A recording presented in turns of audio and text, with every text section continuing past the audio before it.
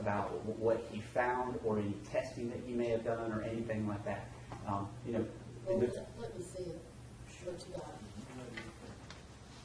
Well, Mr. Rodriguez has it. Why don't you look and see if you agree it's what they gave me.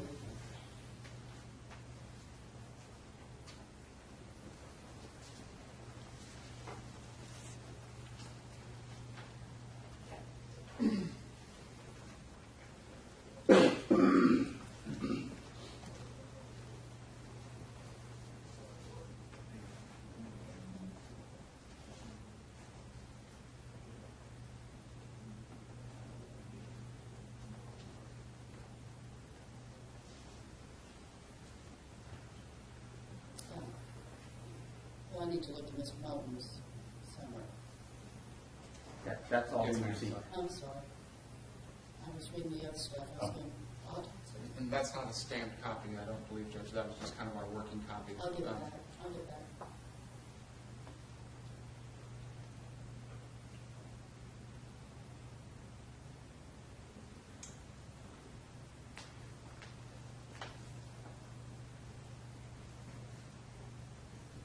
Yes, sir.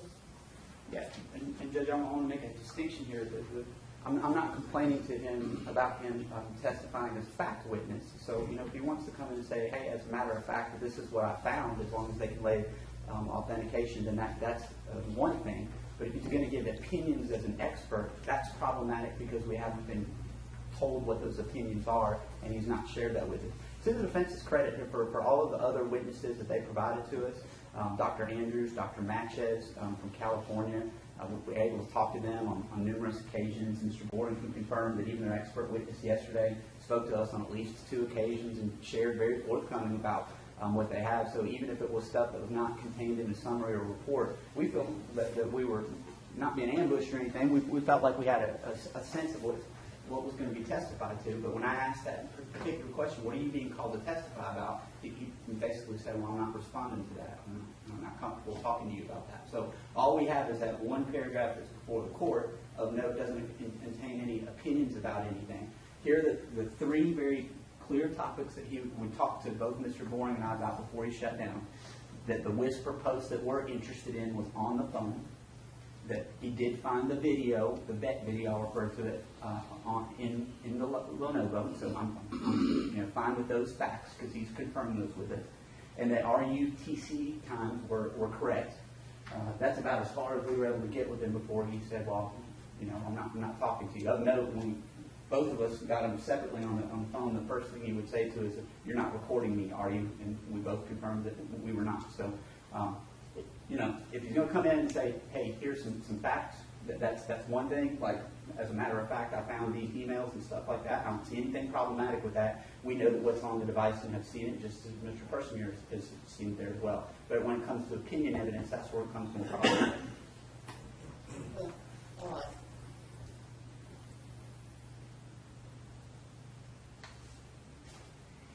I have a problem with it too. What exactly do you want in terms of remedy? Well, I would suggest to the court that one of 2 things needs to happen. Either he's not qualified to testify as an expert, arguably may be able to talk about some fact evidence. Alternatively, I'd like a little more specific disclosure from the defense or him about some of the questions that I have that were being posed to their witness on this past Wednesday afternoon. Well, I'm not going to disallow him to testify as an expert. Just out of the gate, I'm not going to do that. There needs to be a more specific disclosure. Okay. He's in the witness room. Why don't you walk in there with Mr. Evans and tell him what I said? Tell him, y'all need to get it ironed out, and because they don't need to. It is trial by ambush, and I don't find that acceptable. And I'm not suggesting that was your approach. I'm not saying that at all, Mr. Rodriguez. I hadn't seen anything to that degree whatsoever. I'm just saying at this point, what they've raised, in my opinion, is valid. And I am not going to dismiss him just out of the gate as an expert. I'm not going to do that. But the state needs to have a more specific disclosure as to what the nature of his testimony is going to be. And I think perhaps if you go back with Mr. Evans and tell him that, then that may resolve whatever his concerns may be with regard to speaking with the state. We may just have a reservation that you can alleviate. Sure. And I want, you raised a very good point that I want to be sure to put on the record here. I think that this is an issue created by the witness and not by defense counsel. So defense counsel, Mr. Rodriguez has been very forthcoming with talking to me about some of the issues and showing me the evidence. I think it's more a witness issue, so I want to protect the record there. I'm certainly not claiming that this was a defense attorney issue. It appears to be a witness issue. Well, that was the inference I drew from everything you said, because I didn't hear you at one point say anything to the contrary, other than that they were working with you all, you all have been working. And so that's exactly how I pieced it together, so I'm glad that you're confirming what I gathered from your statement. All right, gentlemen, y'all step out. I take it there's not another witness we would like to hear. All right, we'll just sit here and wait.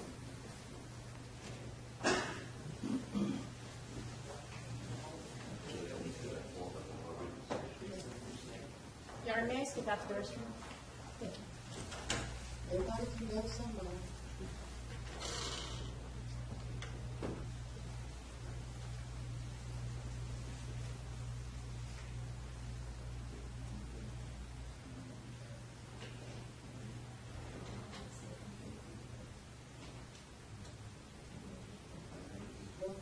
Go somewhere.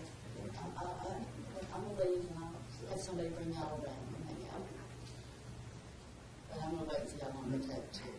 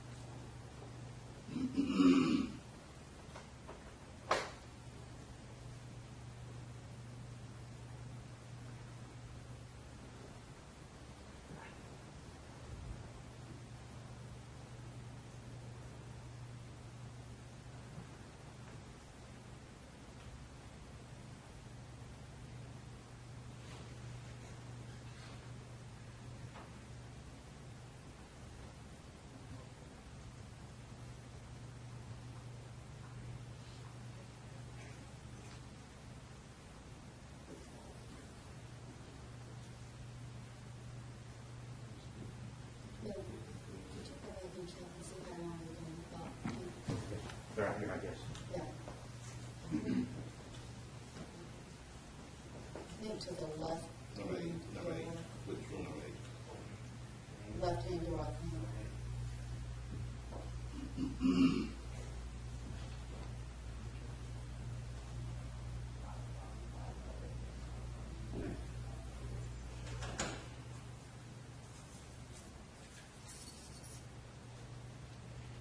Judge, they're estimating 5 minutes more. I don't know what that means. Next to, after the meeting. So.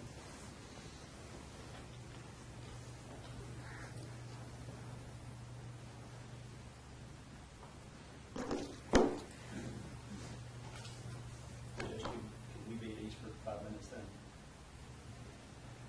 What do you want to do to be at ease? You want to You go wanna to go the bathroom somewhere? or walk outside? Oh, yeah, you may. Don't say for me. I didn't know what at ease meant. You want to take your shoes off? I'll probably keep my shoes on.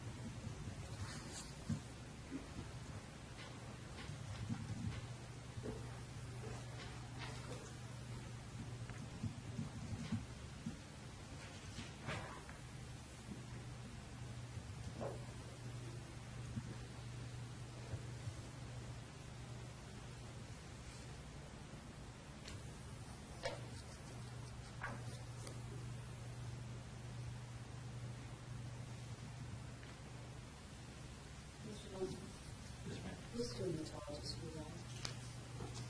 Well, it depends on the timing of it, but it may very well be me, and I'll be of assistance. Well, I'm looking at what I have. Maybe what I need to, oh, I got it. Jim gave you the, where she collated and you can see it, you can stand up. I don't mind. It's good for me. Okay, stand up.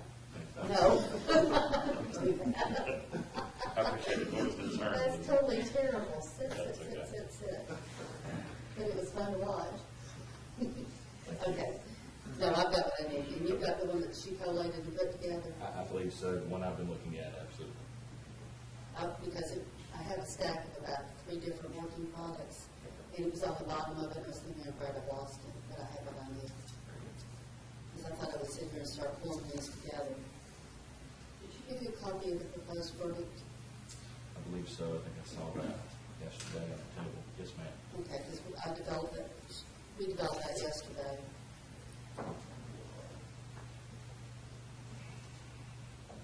And then the little mini one that I'm putting together to give the jurors for them to have.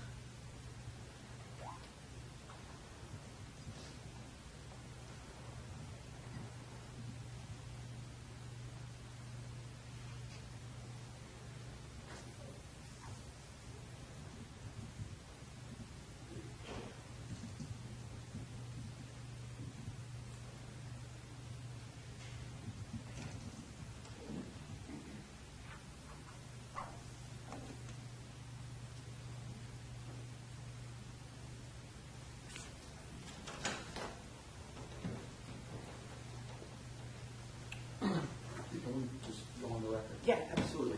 Judge, I want to thank Mr. Rodriguez for facilitating that. He was kind enough to sit there with his witness and allow us to answer questions. I think Mr. Boring and I are satisfied that his witness has shared with us what the basic substance of his testimony is going to be. And Mr. Rodriguez was kind enough to not only facilitate that, but talk about some of the topics that they expect to be delving in. So at this point, I'm satisfied that what's been shared with us is we have a sufficient basis to go forward. And Judge, the only thing that I would add, I appreciate Your Honor giving us an opportunity to sit down and clear it all up before we go in front of the jury. I did, just to summarize, at the very end of our little meeting, I essentially went through my outline of my direct examination and gave them a heads up of exactly what I'm going to be going into.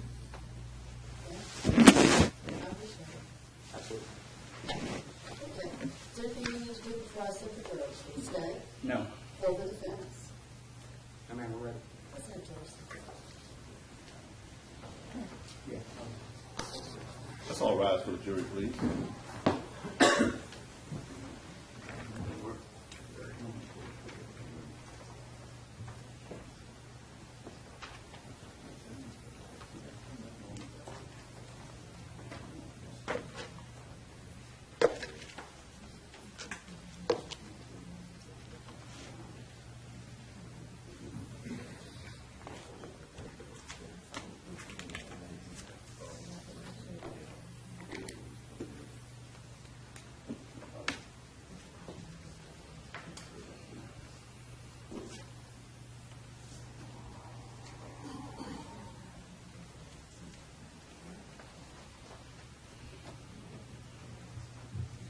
Please watch your stuff coming in.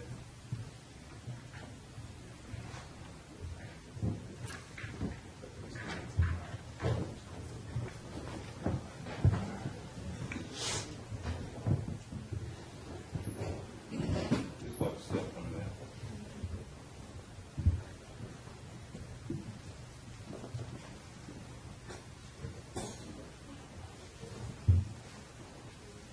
Please be seated.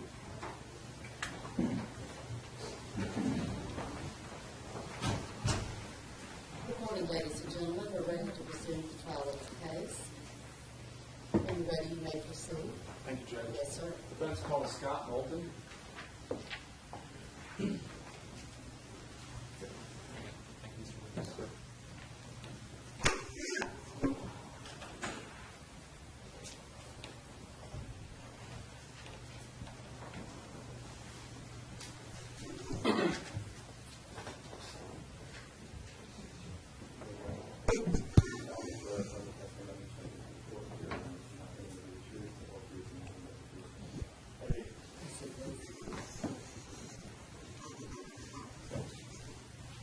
Good morning, Mr. Moulton. If you would, please introduce yourself and spell your name for the court reporter. My name is Scott Moulton, M-O-U-L-T-O-N. And Mr. Moulton, what do you do? I am a forensics expert, computer forensics, digital forensics expert. And do you own a forensic consulting business? I do. What is the name of your business? Forensic Strategy Services. And what does Forensic Strategy Services offer? We do digital forensics. We've been doing this for 15 to 16 years. We have basically been handling cases that have to do with digital items, computers, internet, phones, tablets, for this entirety of this time. Anything that's going to be litigation support or a future case. Okay. And before we go any further, do you have a lot of computer background, or do you have any law enforcement background? I do not have any law enforcement background. My background is completely in computers. I started my first company in 1993 called Network Installation Computer Services, and we basically did managed IT services. We did small businesses, setting up servers, computers, taking care of everything that they had from firewalls to antivirus, and basically bringing what a large company might have had back in 1993 down to a small company. And I ran that business until 2008 when I sold that business. We grew to about 200 corporate clients that we were supporting in Atlanta, and I had half a dozen to a dozen employees at any one time in this particular company. I also had another company, which is a development company, that we started in 2001. And I had some partners, and I had another business entity, which eventually became OP5 Technologies. And we wrote software for Georgia Pacific and Wisconsin Tissue and companies along that line. And then I started my forensics business and an additional company that's called My Hard Drive Died. And that's what I was going to get into. Tell us a little bit about your experience in data recovery. So when I started doing, one of the reasons that I started Forensic Strategy Services is that this, my previous business, Network Installation Computer Services, we had a lot of clients that were lawyers. That was one of our primary bases of clientele back in the late 90s. And they started asking us to come in and working on cases with them. They started having technology cases that they didn't understand. This was all a whole new field, dealing with computers and internet and people getting arrested and then finally, going to court or something along those lines. So they started calling me in to work on those kind of cases. So I started a forensics company for a couple of reasons, to separate out insurance and bonds and things like that. And I saw that this would be the future. This would be a need that we would need in the future, is litigation support for technology. But during that time, it was really hard to convince lawyers that they needed a lot of computer technology, a lot of things that were going to be in the cases, limited money in a lot of cases, so it took a lot to convince them. And so during that time period, I decided that I would start a data recovery company, that we would start doing commercial data recovery. People could send in their hard drives, or we would go pick them up, or we would deal with them in even litigation cases where a police officer may have a hard drive that's damaged or a phone that's damaged, and we were going to recover the data for them. But we also did commercial services from a standpoint of companies that had servers that crashed. Basically, a lot of the same stuff we already had going on in our managed IT business, because they would have servers that would crash and we would have to recover them, put them back together, get their data back, get their servers back up and running. So we started doing that as a separate entity and selling that under the banner of My Hard Drive Died as a commercial data recovery entity. And you have a lab, correct? I do. I have a building with multiple labs in it. Yes, sir. Do you also have kind of a museum? I do also have a computer and hard drive museum. Yes. And tell us a little bit about any professional licenses that you hold in Georgia. I hold a private investigator's license. After I started doing computer forensics in around 2006, the state of Georgia decided that in order to protect people, I guess, from people falsely doing different types of businesses and different things, that they fostered an opinion somewhere between 2006 and 2007 that computer forensics falls under the banner of private investigation. So I didn't have a law enforcement background or anything, so I had to go acquire my private investigator license in order to keep doing what I do today. And what sort of training or classes or courses was required in order to obtain that license? They have a process by which you have to take classes and then basically an apprenticeship. You have to spend 2 years apprenticing under another private investigator, unless you were already law enforcement, or there's some exceptions. And since I came from a computer background, I had to basically work under another private investigator for 2 years to get an apprenticeship done so that I could apply for my license. And have you written any literature or taught classes in the field of forensic data recovery? I have basically my time period learning how to do data recovery and cell phones and trying to do litigation services. I started having a large client base that was also some law enforcement and some government agencies. And so my techniques became kind of unique, and they wanted to know how to do them. There were some places that were calling me that would be like FBI or someplace, and they could not send evidence to me. There are some places that have to be secure, and that they needed to know how to do what we were doing. So in 2007, I wrote a book, a 2-volume set, which is about 1,250 pages long, on processes, how to do physical data recovery, how to disassemble hard drives and remove head assemblies and platters from hard drives and repair them, and all the techniques that we were doing to recover data from drives that were corrupt. Basically all the hard stuff, all the stuff that made up a case that if you didn't have a hard drive or you had something that was damaged or somebody threw on the floor, that you could recover. So I wrote this 50-hour class, and I wrote the books for this particular class, and I basically started teaching this under one of the first companies that hired me that we did was a company called InfoSec Institute.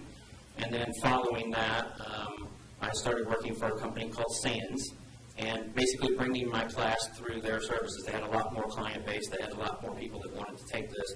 They had a lot of government agencies that wanted these classes, so they wanted me to teach them under their banner. And then I also taught it under my own company name, which is My Hard Drive Died. And I've been doing this now since 2008 was my first class. I still consistently teach this class somewhere between 4 and 10 times a year, depending on what it is. And it turns out that like 80% of my class base is all government agencies, 3-letter agencies. Some of them are FBI, some of them are NSA, DOJ. But I also teach this class. It's been so popular, I've had more than 2,000-3,000 people take this class. It's been so popular that I've also been paid to go to Australia and teach 5 times, and I've been paid to go to Canada and teach the Royal Canadian Mounted Police how to do these forensics processes. So I have a huge client base from that standpoint for the classes and the material, and then that feeds into the whole circle of data recovery and then forensics. Before we start talking about this case, this is not your only case that you're working on, fair to say? That's correct. It's not my only case. And in the area of electronic evidence, digital forensics, or computer forensics, do you have experience with computers, mobile phones, and tablets? Yes, I do. One of the things that has happened, obviously, doing forensics all the way back to 2000, is we had to do some early on phones. We had to do Nokias and Windows PC phones, Windows CE phones, and even Palm Pilots. And then gradually over time,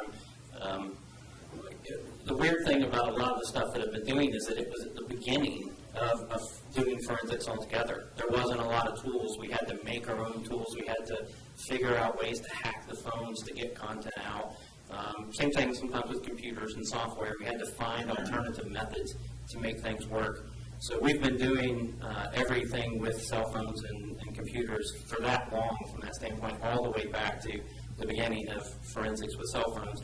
And a lot of times, even prior to the tools existing, or new tools would come along and they were beta, and we would have to run through a lot of problems with them and try to develop some of our own solutions or figure out ways to get content from the phones and the computers. Having seen the spectrum, or I guess the life of forensic evidence, or the forensic extraction of data from electronic devices, this jury has heard a lot about certain tools, Celebrite, IEF, Magnet, MCase. Just very quickly, are you experienced in using those tools? Yes, I don't believe that there's any tool that the police used in this particular case that I either already don't have or already haven't used. I believe I'm licensed in every tool that they've displayed so far as I've seen them. Okay. And have you been accepted as an expert in the fields of computer forensics, digital forensics? Yes, I have. Okay. In the state courts of Georgia? Yes, sir. In the state of Colorado? Yes, sir. And in federal court? Yes, sir. At this time, Judge, I'd offer Mr. Moulton as an expert in computer forensics and data recovery. No objection. If you can so testify. Now, Mr. Moulton, turning to this case, what was your main responsibility as far as examining the evidence, the electronic evidence, in this case with Mr. Ross Harris? Well, the first and primary responsibility, and this is something that I do not just in this case.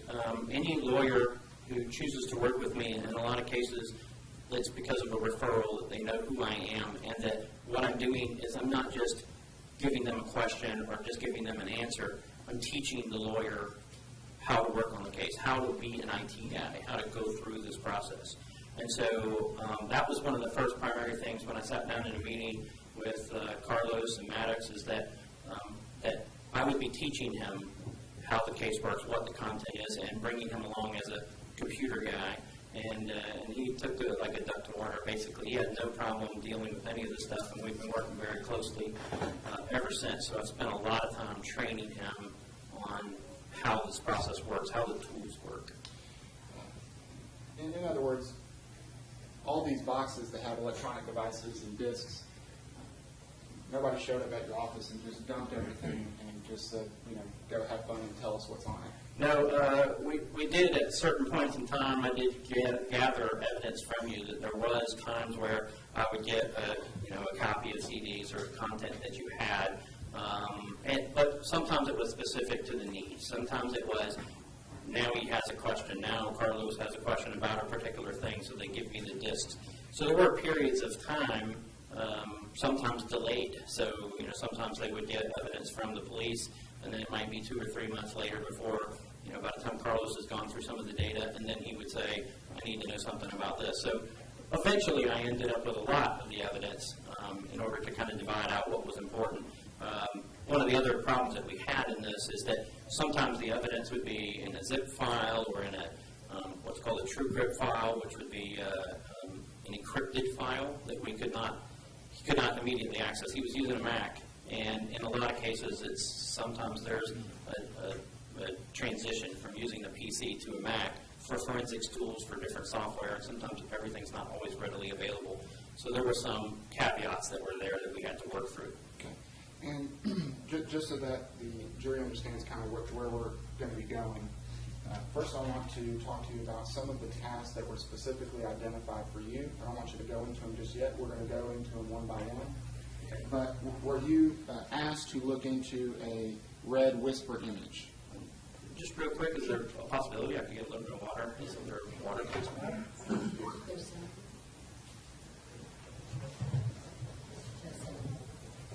Didn't mean to interrupt, but No, that's just fine. quite dry. That's fine.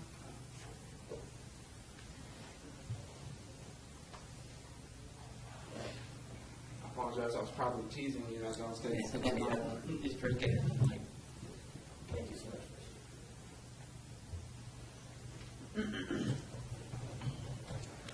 If you don't mind repeating the question, sir?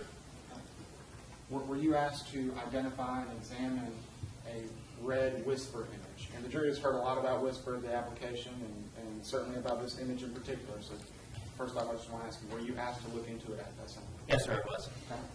And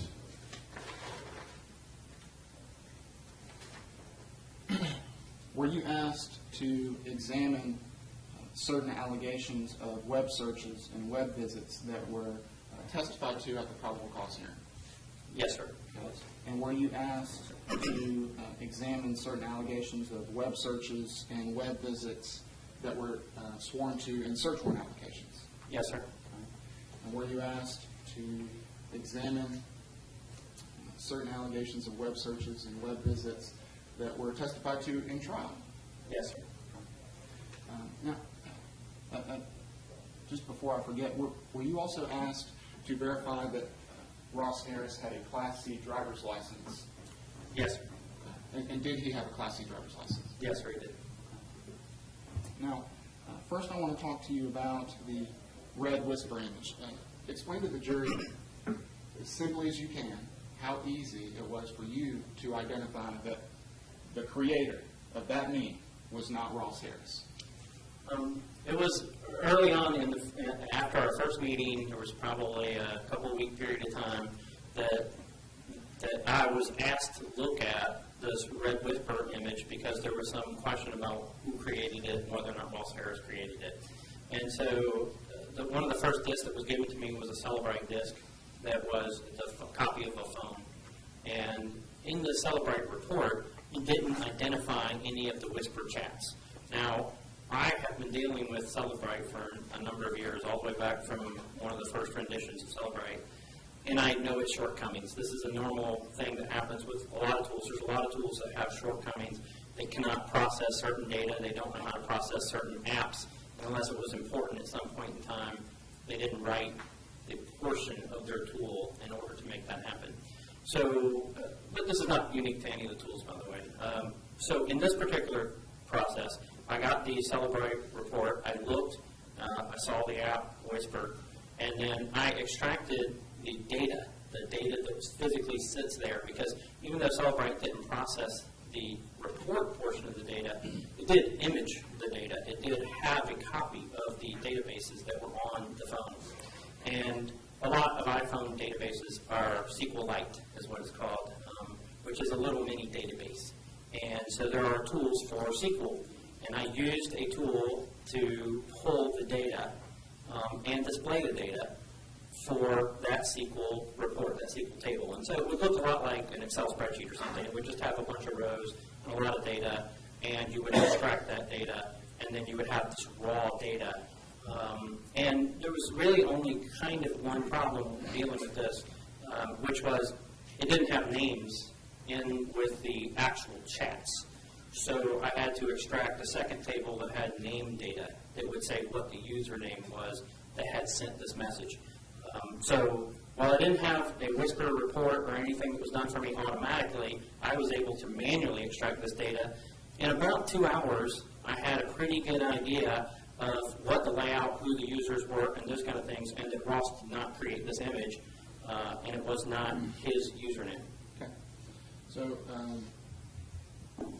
we've discussed it in this trial ad nauseum, so I'm just going to move on to the next task. Were you asked to examine an allegation from that came out in probable cause that Ross had searched how to survive in prison? Yes. Okay. And in fact, you were made aware that Mr. Persinger had testified that Ross had searched how to survive in prison. Yeah, yes. Okay. And you were asked to look into that years ago. Yes, that's correct. Okay. And did Ross search how to survive in prison? Did he type those words? No. Okay. Now,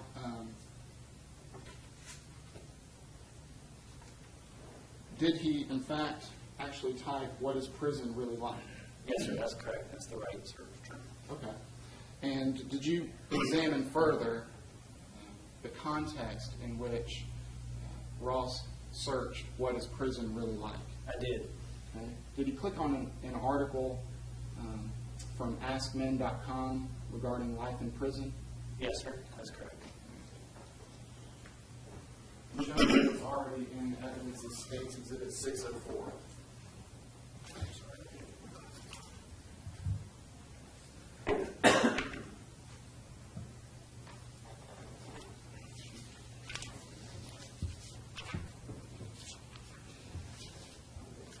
Are you familiar with that? Yes, sir. Page? I am familiar with this and this item. Yes, sir. Okay. Can you just show the jury, is there a video there on the front page? Yeah, at the beginning of the page, there was a video. Did you watch that video? I did. Okay. Can you tell us a little bit about that video?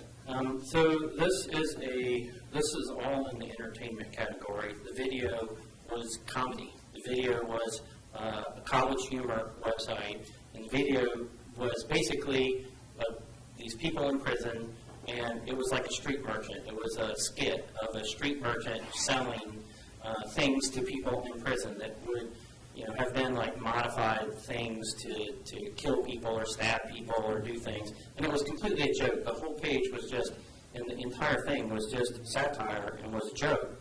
And there was no valuable content from that standpoint in that joke. It was hilarious, but this is, and I've seen a lot of stuff that Ross Harris and his friends send back and forth to each other, and they're really big on sending jokes and videos and stuff back and forth, and so, that looked primarily like what one of the pieces of content would have been. It would have just been a joke or a video. And, nothing suspicious about that, in your opinion? No. Judge, I object to that. I don't think that's more argumentative than anything, so. Judge, if I may, that same testimony was elicited over and over again at their expert. Well, regardless, this objection's been made and I sustain it. You can argue. Yes, ma'am. Now, did you identify an article from Reddit.com regarding a man that was wrongfully convicted? I did. Okay. Yes, sir. And did Ross click on that article? I believe he might have clicked on it, yes, sir. Did he spend a lot of time on Reddit? Yes. And if you would, just in your own words, explain what Reddit is. Reddit is a kind of a custom, wouldn't call it news necessarily, but a site where you can choose the kind of topics that you want to see, and people can post other topics, and it kind of pushes them up based on those. So you can have like a hot topic page, and then you can have specific pages that you want to see. And then as it's trending. Basically, as items are trending, they get pushed up on the site, and then they become your hot topics or things based upon the items that you've seen.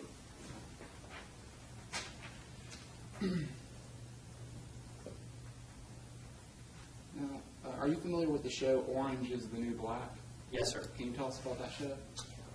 Yes, basically it's women in prison. It is a show that, as I was looking through this content, and I saw the request for the search from a standpoint of what is prison really like. At right about the same date, the same content showed up as Orange is the New Black on Netflix, and I know it was in the second season at that point in time. I had watched the first season, and I saw a discussion that Ross had in some chat messages, and he was watching this. I saw on the computer that Netflix had been activated for Orange is the New Black, and he was watching that show. And I know he was, he also had chatted with some of his friends in one of the Google chats with regards to seeing this show. Okay. And I'm just handing you what's already on this is appendix 39. Is this one of the Google chats that you're referring to?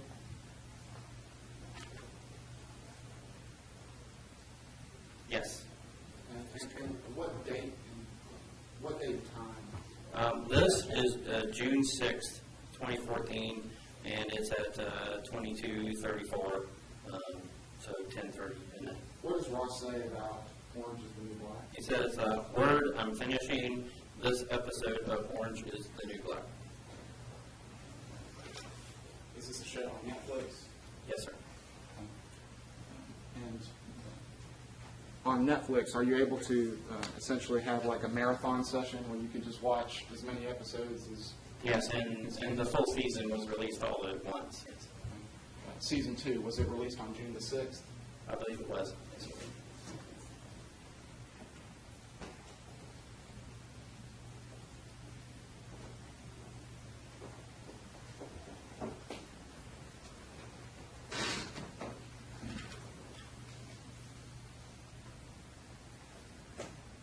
Now, were you asked to examine and identify any evidence related to sworn statements in a search warrant application for what temperature it takes for that to occur, that being children dying in cars or in-car deaths? I have an objection based on relevance as to search warrant application. I think you've already ruled on this issue once before. However, if the question is rephrased about specific search, not referring to any search warrants, would be irrelevant. I probably won't have an objection to it. It explains his conduct, exactly why he was investigating certain things and not others. There's a lot of evidence that he did not go through. I think the jury needs to understand why his task was to focus on certain pieces of evidence. I've already voted on it, finding it relevant, but you can rephrase. Were you asked to identify and examine anything related to the phrase, what temperature it takes for that to occur? Yes, it was. And did you understand that to reference in-car deaths or children dying in cars? That was my understanding, yes, sir. Okay. And did Ross Harris search what temperature it takes for a child to die in a car? No, he did not. Were you aware of any searches whatsoever for how hot it takes for a child to die in a car? No, he never searched for anything. And I didn't just search for just that or those terms. Like, I searched for context. I looked for other items that might lead to those kind of conclusions in roundabout ways. And I didn't see him searching for anything at any point in time that would have been how to kill a child in the car or hot car deaths or anything like that. Okay. Now, did you identify a Google search on the iPhone 5S, why is it hazy when it is hot? I did see that. Okay. And you were talking about context. Did you investigate the context of that web visit? I did. I went to the website, and it was weatherpredictor.com. Weatherpredictor.com. Was it weatherprediction.com? Weatherprediction.com, yes, sir. And I'm showing you it's already been admitted into evidence as Defendant's Exhibit 56 and Defendant's Exhibit 57. Yes. Right. That's correct. So 56, does that show kind of what the listings would be if you searched in Google, if you typed out, why is it hazy when it's hot? At whatever time this would have been, yes, sir, it would have shown that. You know, it's hard to say what it might have been the exact day, but yes, it would have been one of those items. Now, the Defendant's Exhibit 57 is a snapshot from Defendant's iPhone 5S. Yes. Were you able to actually go to that site that shows that content that's captured in Defendant's Exhibit 57? Yes, I was able to go to that site. Does it have anything whatsoever to do with how hot it takes for a child to die in a car? No. Does it have anything to do whatsoever with how fast temperature rises when it's parked out in the sun? No. Does it have anything to do whatsoever with how hot will it be on June the 18th, 2014? No. What's it about?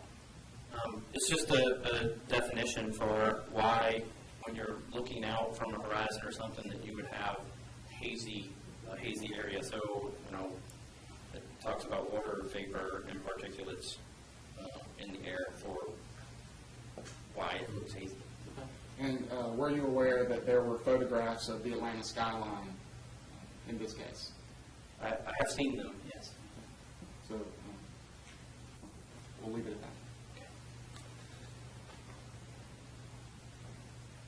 Let's talk about the vet video. Okay. Were you asked to examine and identify whether Ross Harris viewed a vet video that was created by Dr. Ernie Ward? Yes, I was asked to look at that. All right.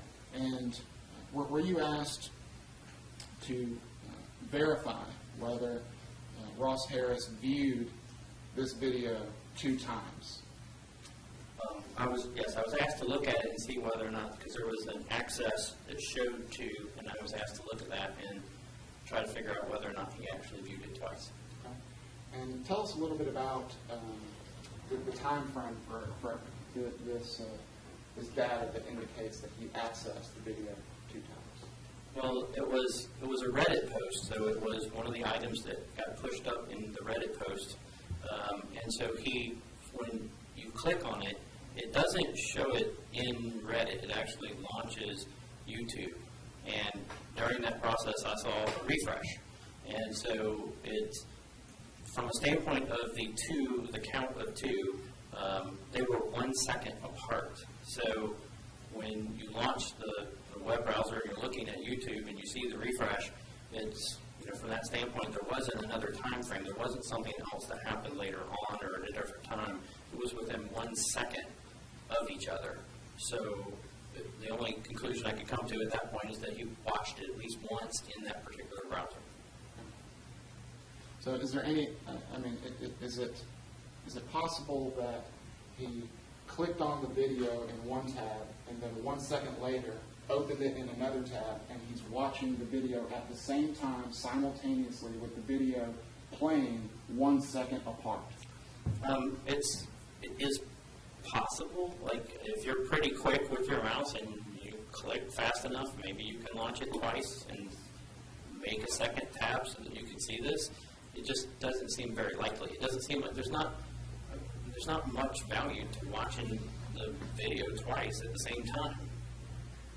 You would also have overlapping in sound, which would be a problem. But nonetheless, it doesn't make sense from that standpoint. He never went back to it. He never reviewed it before that. One of the things about this video too, when I looked at it, this was an old video. This was a video that had been published in 2012. And so when Dr. Ernie Ward put this video up, by the time, and I don't know what the view count was exactly back then, but it's been viewed by 2.2 million people at this point.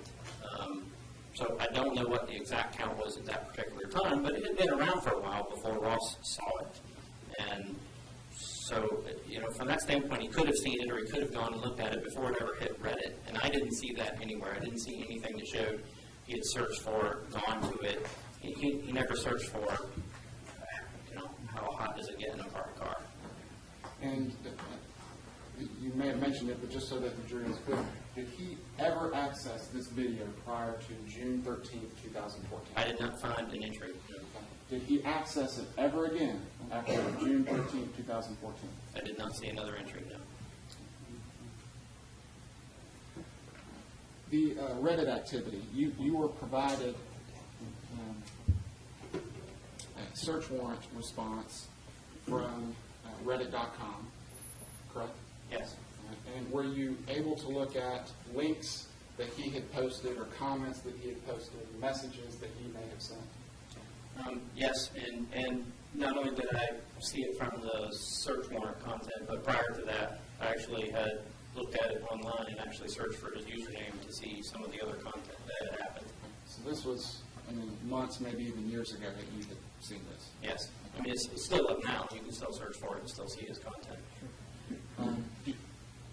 Did you identify any apparent interests based on his links and comments and messages, specific topics? I mean, the main one that comes to mind, and I don't remember all of them or a lot of them. I mean, some of them were frivolous from that standpoint, but I do recall him talking about a guitar that he had purchased and posted a picture of a blue guitar.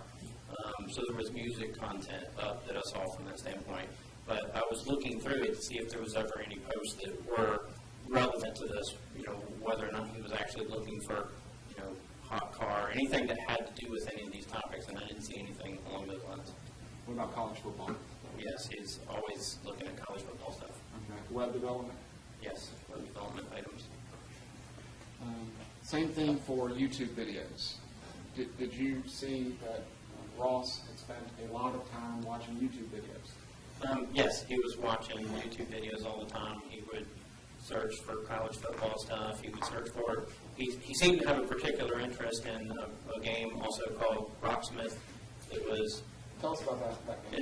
it's a music game, a lot like Guitar Hero or something along those lines, and he was watching videos of different music and how they played on the frets. It was just a video game. It was just a video of a video game. What about police-citizen encounters? I think I did see a couple of those, yes. Praise music? There was a lot of music, so some of the music may have been gospel or some, or religious music at that point. Now, let me go back to some of the topics that you were asked to specifically identify and examine. What about searches for criminal statutes? Did you see that Ross was typing in searches for criminal statutes such as murder, homicide, cruelty to a child? No, none of those. I didn't see any of those at all. I didn't see anything with the context of hurting somebody or going through, with any kind of crime from that perspective. So I saw some legal ones, but I did not see any that were murder or anything along those lines. Okay. And since you mentioned those legal ones, were you aware that Ross had formed a new business, a new web development business? In the research that I performed, I had started to see those kind of items. Initially, I don't get a lot, from a standpoint of what the content is necessarily that I'm looking for, because I go into a lot of things to look for content based on questions and things that I have. And in the process of doing these, and especially with my experience in doing things, I always tend to search for things like divorce, items like that. And I saw that there was some links to some lawyers, some or the idea of law for an LLC. I saw that as a business thing, going through the process of how to start a business and an LLC. So I learned early on that Ross was trying to start a business, that he was trying to do something with his... I got to reject his speculation about what Ross was doing and what the defendant was doing. I don't have any problem with him testifying about what he found and things like that, but if we're kind of straying into what the defendant was doing, that would be speculation.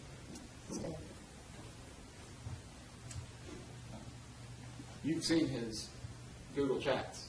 I have. At the time, when I first started looking at this content, and I started seeing all the legal things about how to start an LLC, then I started looking for LLC, I started looking for those items, and I did see some Google chats as well. Okay, and so after first seeing all of these searches for like LegalZoom or registering with the Secretary of State or incorporating, becoming an LLC, did you confirm and look into the context of some of those topics in the Google chats? I did. Okay, and what did you find? I found that Ross was talking to other people about a business and about what they were going to do from a business standpoint and web development.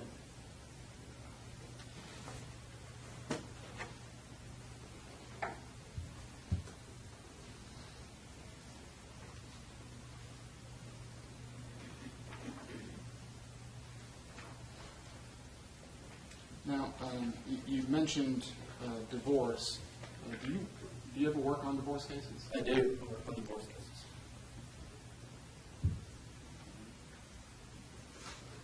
Having looked at some of these searches and web history for lawyers, did you ever see any search or research into a divorce lawyer? I did not. Alimony? No. What about a criminal defense attorney? No.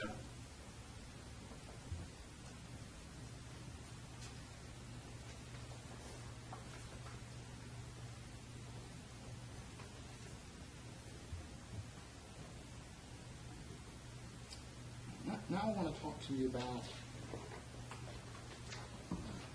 obviously, Ross had some extensive sexual activity online. Yes. The Whisper and Kick apps, were those hidden from a forensic perspective? No. Not at all. Were these encrypted in some, or hidden in some sort of application that looks like a calculator, but when you click on it, it's got all kinds of secret content inside? No. Were you made aware that these applications were stored in folders within subfolders? Yes. Now, in your experience in working in divorce cases, and even in child pornography cases, right? Were these applications easily able to be discovered just by simply flipping through the iPhone and the apps and the folders? Yes. Was anything encrypted on the phone? I didn't see anything that was encrypted. I didn't have any problem with these apps at all. I extracted the SQL databases, and I was able to parse that data with no problems at all. I mean, I even used a free tool in Firefox or something to parse the data, so I didn't have any problems. I mean, even the newest version of Celebrite at the time indicated that Whisper and Kick were decoded on the software. Yeah, later on I got another copy of the Celebrite app after it then had the capability, and so I then saw a new report that included Whisper in that content. I mean, it might have been 5 months later or something before I got the disk with that content on it, but it didn't say it was encrypted or anything. And that information that was provided just confirmed what you had already discovered. Yes, I already knew everything that was in there. All right. And were any apps deleted? I didn't see anything being deleted. I didn't see active deletions or anything like that at all. I mean, was Kick deleted? No. Was Whisper deleted? No. Okay. Was anything deleted from June the 18th on Ross's iPhone? No, I don't think so. Okay. Was there anything hidden from a forensic perspective? Buried? No. Let's talk about clearing cache. This was brought up during the state's case. Is there anything suspicious about a web developer clearing his cache? No, not at all. Can you tell us a little bit about that?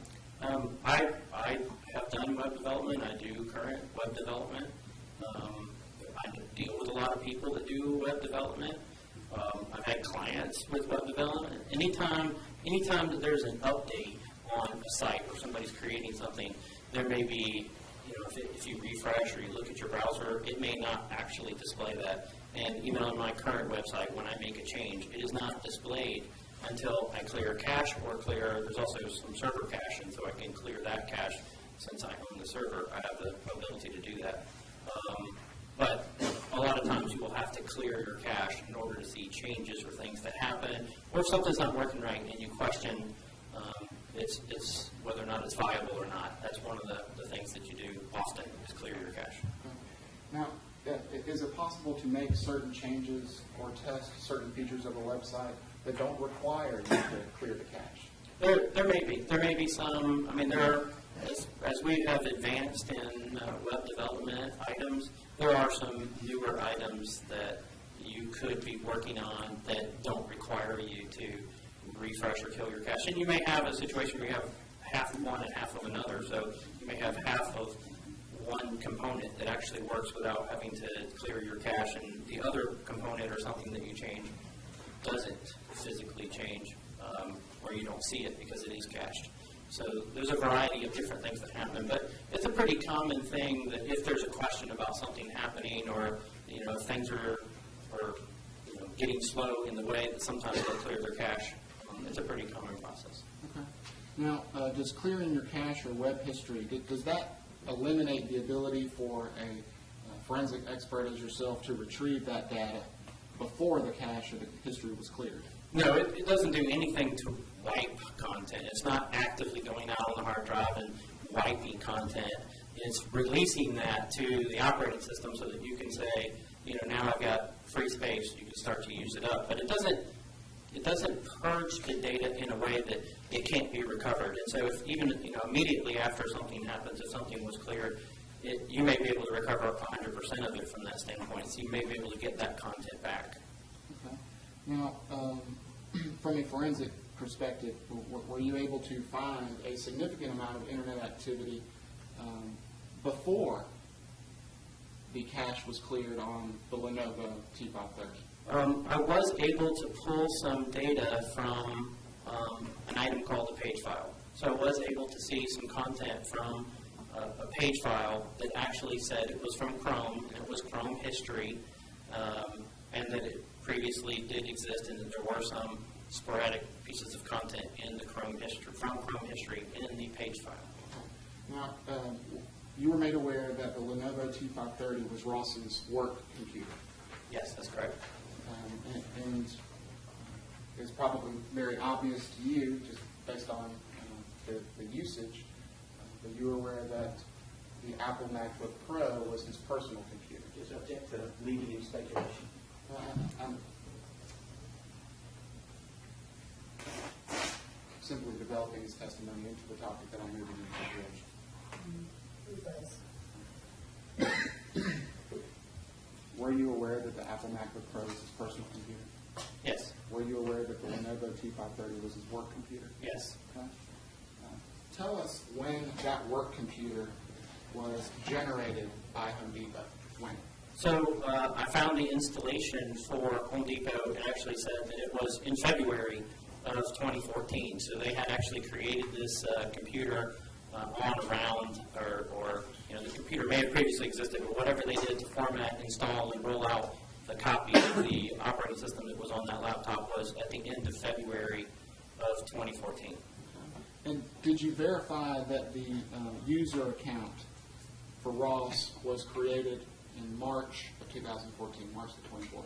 Yes, I did verify that the user account was created and bound to the domain from Home Depot, so it knew that the server was there and was part of the domain on March 24th. And then I saw immediately after that there was entries that showed him installing his web development environment, some software for web development content in that last week of March of 2014. Now, given that the user account was created on March the 24th, 2014, on the Lenovo T530, tell us why that is important. Because it shows when the computer came into existence that he only had this computer for 3 or 4 months maximum before this event happened, before he was arrested.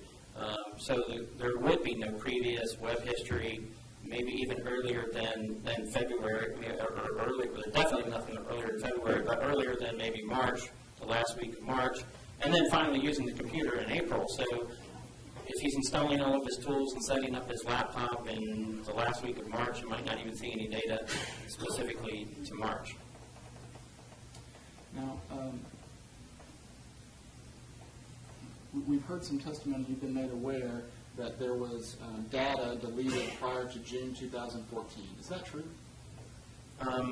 The web browser history being cleared, Okay. that is a consistent thing that happens throughout the lifespan of the computer.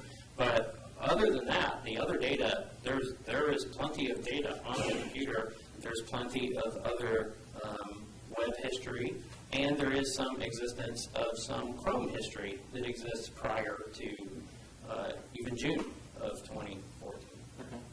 So, having been made aware that there were cache cleared and web browser deleted in June, how were you able to find evidence of web history in Chrome prior to June? Where did you find that? So one of the earlier reports that I had received from Carlos, that the police had turned over, was an IEF report, Magnet Forensics Internet Evidence Finder. And this report had a page file page in it. It had content that said page file. And in the page file, there was links, but the links had no dates and no identifying content that showed what browser that it came from for Chrome. But I did see some other items that actually said that they came from Firefox. So being familiar with some of the problems that happen with different versions of software and different things, I have a habit of going back and double checking everything against different programs. So I use different programs to validate the content from another program.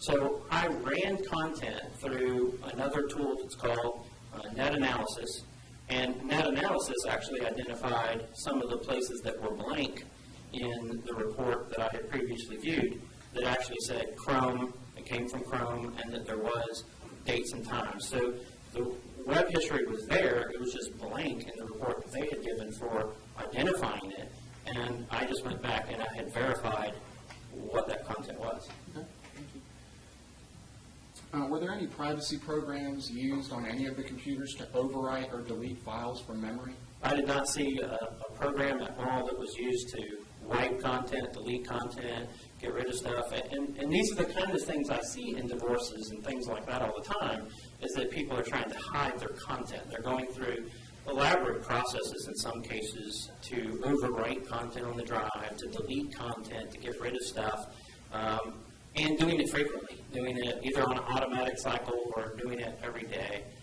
I didn't see any of those kind of things in any of the content here, other than the habit of clearing Chrome history. Okay.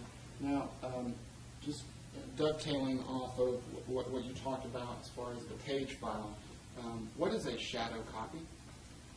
So, Windows 7, which was what's specific to this computer, in order to, Microsoft, as they were developing the operating system and they were going through a process, they come up with these ideas of what happens if bad things happen to the computer, how can we restore it to its previous state so that you don't have to reinstall your operating system, or if you lost a file that you might be able to recover it. So there's a process that's called shadow copy, physically in the computer, that's doing what's called snapshots. It's doing periodic snapshots of what your data and the computer's state is. And so I did find on the computer 2 previous snapshots that existed, one from 6/17 of 2014 and one from 6/13 of 2014. And that kind of makes a little bit of sense because it's a break over the weekend. One was a Friday. And so over that time period, there was a backup that was physically done by the computer that stored some data in there, and it did have some Chrome history and some Chrome content in there as well. Is this a helpful tool to look at for data recovery? It's not a tool specifically. It's a backup location on the drive. I'm sorry. I guess I use tool in the general sense. Is this a helpful, valuable source of information for you to look at in Yeah. your field of expertise? Yes, in forensics, it has become an extremely valuable item because we can go back and look and see if you deleted a file, what actually existed maybe a couple of days ago. But, and one of the reasons that I check this often is because I'm doing data recovery. I'm doing commercial data recovery as well. And this is kind of low-hanging fruit. This is, if a computer comes in and somebody says they lost a file and they're trying to get it back, and I can restore it from a snapshot 2 weeks ago, it may be very easy for me to recover a file that would have been very difficult to find in its damaged state or someplace else on the hard drive. So this is a very common process for both data recovery and for forensics processes to go and find data that the computer automatically backed up. Okay. Now, I forgot to touch on this after we went through your qualifications. Mr. Moulton, how much have you billed so far in this case? I've billed and been paid $19,900. Okay, and you've yet to submit the remainder of your bill that includes your testimony and all the work. Yes. Since you submitted that bill, and how much will the total be approximately? It'll be about double. I've got another 50 to 60 hours to submit, and so it will be approximately $40,000. Now, was there like an average amount of time per month that you were allotting to work on this case? No. Okay, and how would that work? Basically, Carlos would call me. He would say, I have something for you to work on, I have some questions, or I have something that I need you to educate me on. And we would spend a chunk of time together. So we would spend, we'd schedule a day, or we'd schedule, 5-6 hours to work on something. Or I'd call him and we'd work over the phone. So, periodically throughout the schedule, there may be a month that goes by that I never talk to Carlos at all from that standpoint. And then all of a sudden, we're doing everything, in one fell swoop or something along those lines. Okay.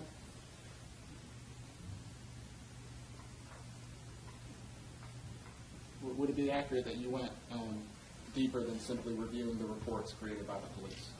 Yeah, whenever I'm reviewing reports, I may also say this doesn't look right and go back and validate something or go look at content from that standpoint. And so the jury understands, your company, do you have like 5 or 6 former detectives and high-tech crimes units at your disposal? No, I don't have anybody else like that in my unit. I have one assistant who helps me, set computers up and do things like that, and mount images and things. So I have one person who works for me who is a private investigator because of what we're doing. But no, I don't have a large team from that standpoint. And understandably, you build a lot of time on the case. This was time that you and I spent, correct? Yes, it would be. A lot of it is time that you and I spent together. There may be some time where, occasionally it would be things like I get a huge file like the Google emails or something, Gmail and things like that, where Carlos would say, well, I need all of these printed to a PDF or something along those lines. And it may take me a while to get everything converted, to get it correct, to get it exported to a PDF. And so I may be working on things like that for 5, 6, 7 hours, trying to get everything exactly right from this standpoint. But generally speaking, all of my time was spent with Carlos or specific questions and answers. Okay. Now, I've already shown the opposing counsel what's been previously marked for identification purposes as defendants Exhibit 88, 89, 90, and 184. Let's just take a look at those, and so that the jury understands that you're not just like a super fast reader. I've shown you these before. You've seen them before. Yes, I've seen this before. And you were just talking about extracting data or converting data from Gmail. Are those emails that are marked Defendants Exhibit 184? I believe. So 88 is a Google chat. Okay. 90 is emails. 89 is also emails. And 184 is also emails. And are those true and accurate copies of the data that you received and converted into PDFs? For the 3 sets of emails, yes. I didn't convert the 88 into PD. I mean, whatever it was already in from a Google subpoena. Or something. I'll move those in. 88, 89, 90, and 94. Those are the ones you showed me this morning? Yes, sir. All right, no objection. This might be a good time for a break. I'll allow them into evidence and we'll take a moment recess. Thank you, ma'am. Ladies and gentlemen, take notepads, open mind, close your mouth. It's all right We'll for have the a jury. good break. Please watch the stuff going down.